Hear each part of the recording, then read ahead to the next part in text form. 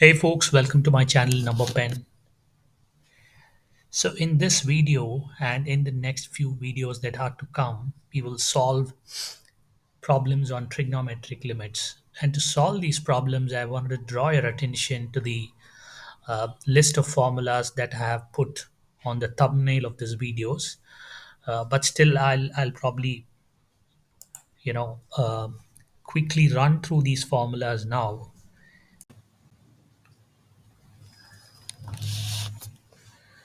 So here we go, folks. I've pasted the formula by the side and I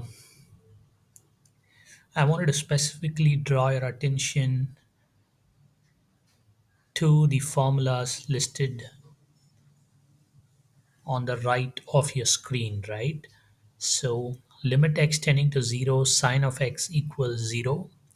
Limit x tending to 0, sine of x by x equals 1. And similarly, we have tan of x by x equals 1. Limit x tending to 0, 1 minus cos x by x equals 0. And then finally, we have limit of x tending to 0, sine inverse of x by x equals 1. And similarly, we have tan inverse of x by x equals 1, right? So we're going to use these limit formulas and we will use some of the basic trigonometric formulas as well as we walk through some of the problems that we are going to discuss in trigonometric limits. So with that, we will go to the first problem, which is limit x tending to 0 sine alpha x divided by sine beta of x.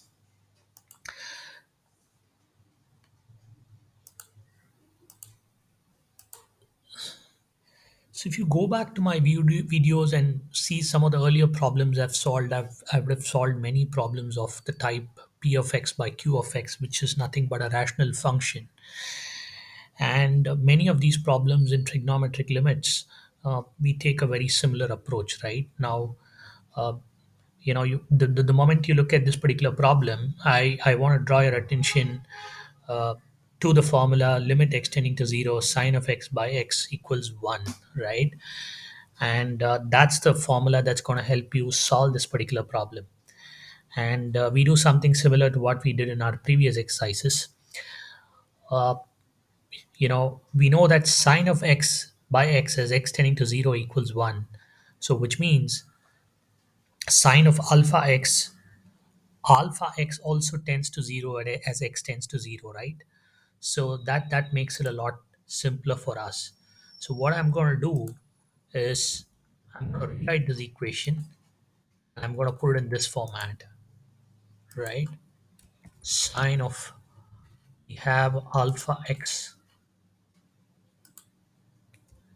I'm going to divide by alpha x, which means I got to multiply it as well by alpha x. So I'll keep this part of the equation as it is.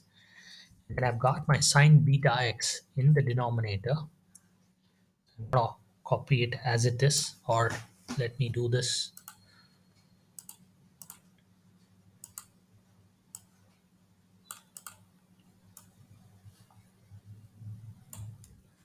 Copy this here, and I'm going to do a beta x here. And since I'm dividing it by a beta x, I will also have to multiply it by a beta x, right? So this alpha x is in the numerator, so let's put it across, write it here,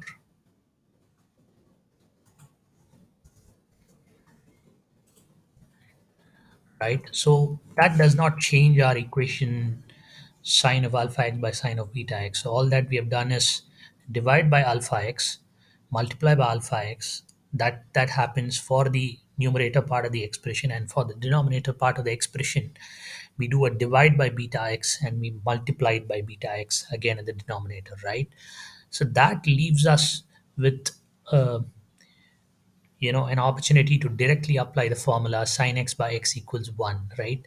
So I'm going to combine, and let me probably use the drop pen here to highlight, or will a highlighter help me out here? Yeah. So I'm going to combine this and this, right, which is my sine alpha x and alpha x. And I'm going to combine my, let me use a different color, my sine beta x, which is this, and beta x, which is this, right? So as x tends to 0, alpha x also tends to 0, and therefore sine of alpha x divided by alpha x, the limit of that expression, right? So I'm going to rewrite this in the subsequent line, and let's write it in a better way. Let's rearrange this, and probably let me use the brackets.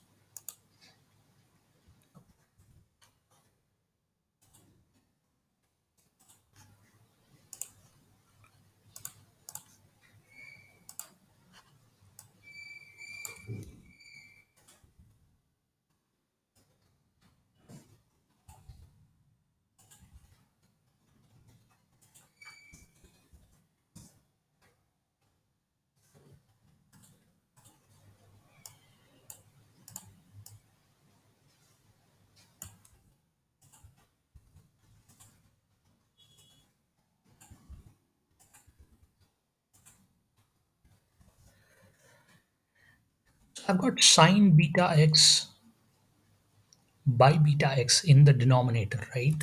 So all that I'm going to do is I'm going to copy it like this, and I'm going to copy this section and write it like this, right?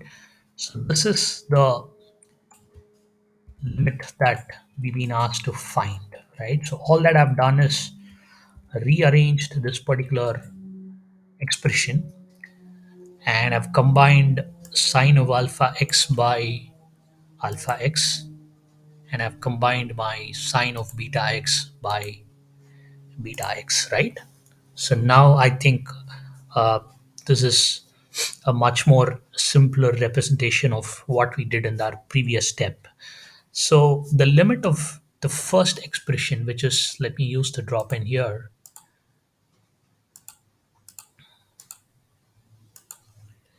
this expression, right, sine of alpha x by alpha x, as per the formula, we know that this is going to go to 1. And similarly, we've got sine of beta x by beta x in the denominator. This will also tend to 1, right? So I'm going to remove these pencil marks here. And now we know that one part of the numerator, which is sine alpha x by alpha x, is nothing but 1. And the other part is alpha x by beta x. You know that x and x gets cancelled. And that means we are left with, we are left with 1 into, I still have my alpha and beta with me. So I've got alpha here, and I've got my beta here, and I've got 1 in the denominator. That leaves me with an answer alpha by beta. That's the final answer for this particular question. And I hope you found this content useful. Please do subscribe to my channel and support. Thank you.